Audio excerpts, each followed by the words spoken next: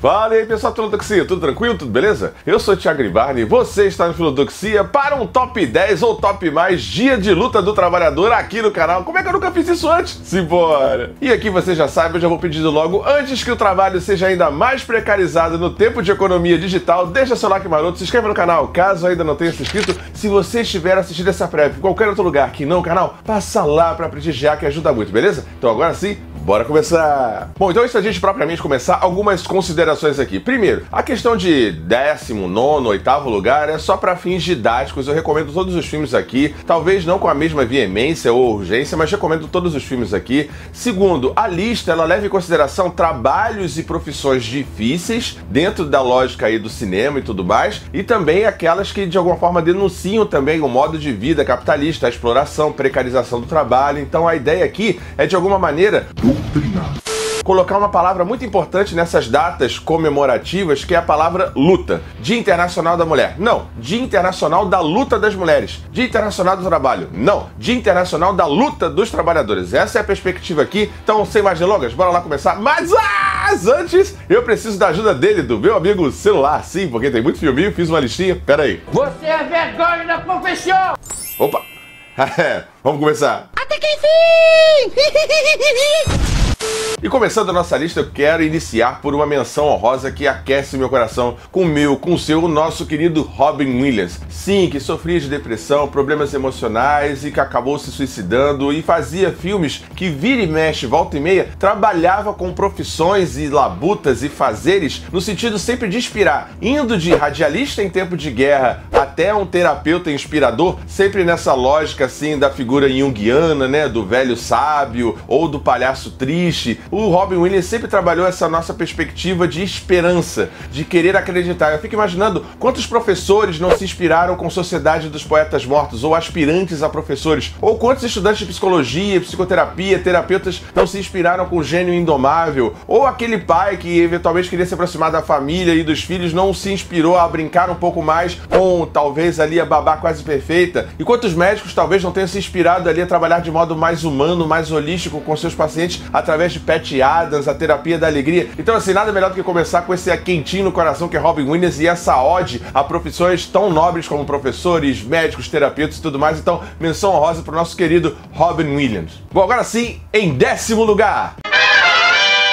Em 10º lugar, eu coloco aqui dois filmes em um, que é Tropa de Elite. Sim, Tropa de Elite, filme brasileiro que denuncia aí a questão da violência já no treinamento e a desumanização que há já na formação de praças, lá no BOPE, para você desumanizar e eventualmente fazer uma polícia de uso de coerção e força tão bruta e violenta quanto é o BOPE ou como é o BOPE. Nesse sentido, você precisa primeiro desumanizar o recruta. E aqui, Tropa de Elite 1 e 2 trabalha muito essa perspectiva, que vai haver também em outros filmes, da ideia de entrevista de emprego e o passamento por etapas, né? Então você tem a ideia desse recruta, aquele que quer almejar um cargo, e mostra como é duro, cruel e violenta a formação da polícia brasileira no Brasil, e também já mexe com a ideia de crime organizado, milícia, política, sobretudo no Tropa de Elite 2. Então aí, 10º lugar, Tropa de Elite 1 e 2.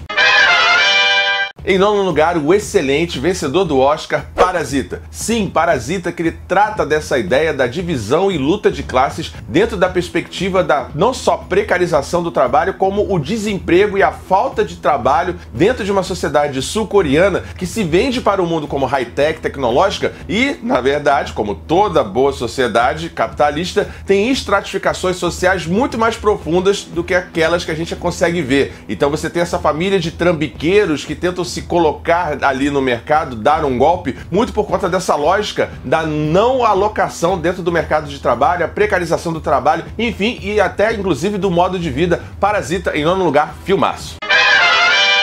Em 8º lugar tem Eu, Daniel Blake, o filme em inglês sensacional, que aí nem é tanto sobre o trabalho ou uma função em si, mas é sobre como um mundo burocrático da seguridade social, daquela hora que você vai se aposentar ou ter o direito a um auxílio-doença, algo assim, como o Estado de alguma forma te espera ou te obriga a morrer, a falecer antes de te dar qualquer benefício. Eu, Daniel Blake, é um filme excelente para mostrar como a burocracia mata, adoece, envelhece e de alguma forma cansa o sujeito, o indivíduo humano, dentro dessa lógica de capital, em que nós somos peças a serem substituídas por conta da idade. Então Daniel Blake trabalha muito bem essa ideia de aposentadoria, burocracia e como isso adoece e mata o indivíduo. Eu, Daniel Blake, em 8º lugar. Porém, para dar uma amenizada no Eu, Daniel Blake, Parasita e esses filmes mais pesados, eu trago aqui em 7º lugar Divertidamente. Sim, Divertidamente. Pra você ver, pra gente pensar como em termos de antropomorfismo, metáfora e analogia, como é difícil o trabalho de cuidar de nós mesmos, né?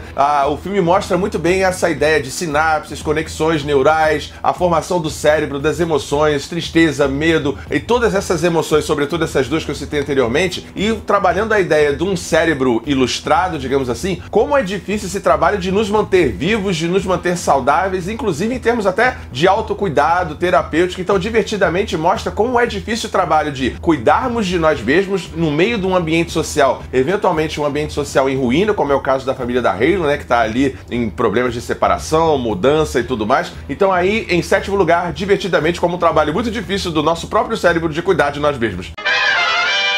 E ainda nessa pegada good vibe, em 6º lugar, Ted Lasso, nosso querido Ted Lasso. Sim, é um filme sobre várias profissões, né? Desde uma gerente diretiva esportiva, mulher, forte, empoderada e poderosa, até o roupeiro que se torna técnico e tem uma rivalidade, passando obviamente pro nosso querido Ted Lasso, que é um sujeito em crise por conta da separação, a distância da família. Ele foge dessa separação e dessa distância da família, indo para um outro lugar, para um outro ambiente, e tenta de um modo otimista e às vezes quase falsamente otimista levar a vida, mas ele acaba contaminando todos em seu entorno, ao seu redor, com essa visão mais positiva, mais otimista sobre a vida, que acaba até convencendo ele mesmo em algumas situações. E aí você tem até passagens ali na 2ª temporada do fazer do psicólogo, desse terapeuta, também do próprio Ted Lasso enquanto treinador e tratando a todos de uma maneira a despertar o melhor de si. Então aí, em 6º lugar, Ted Lasso, excelente série.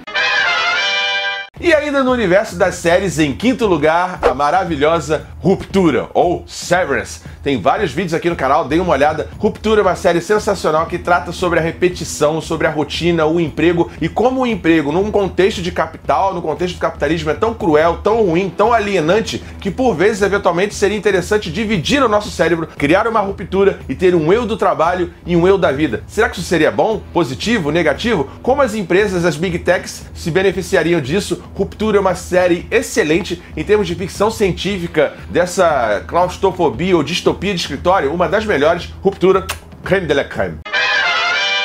Em 4º lugar, uma das funções, um dos fazeres mais difíceis, acredito eu, que é ser líder religioso ou ser papa. E aí eu trago aqui o dirigido pelo brasileiro Fernando Meirelles, Dois Papas. Dois Papas é um filme bem interessante que trata dessa dificuldade da função, do fazer, do sacerdócio com o lado humano, com as contradições do ser humano. E aqui é interessante pensar que são duas perspectivas distintas quanto à vida e quanto ao que significa ser papa. Então aqui em 4º lugar, a dificílima profissão de liderar os outros sem eventualmente saber para onde se está indo, de dar segurança e certeza a outro sem ter tanta certeza e viver em dúvidas. Então aqui em 4º lugar, Dois Papas.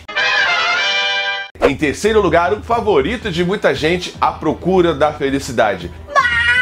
Mas A Procura da Felicidade é um filme problemático. Sim, é um filme problemático, porque assim, A Procura da Felicidade tem aquela dinâmica lá do Tropa de Elite 1 e 2, né? Que é aquele sujeito que tem uma carreira e passa por uma dinâmica de emprego até chegar à vaga alcançada e ao sucesso. Só que A Procura da Felicidade, pra mim, tem um problema que é a questão do sonho americano, da ideia da meritocracia, que só não consegue quem não se esforça. É um filme bonitinho, é um filme bacaninha, de uma história real, que tem esse apelo forte de ser uma história real, mas tem esse problema dessa lógica da meritocracia norte-americana que me pega um pouco, mas sim, é um filme muito bom que trata das agruras de se viver ou de se empreender dentro da cultura norte-americana, ainda mais sendo um preto norte-americano. Então aí em 3º lugar, A Procura da Felicidade.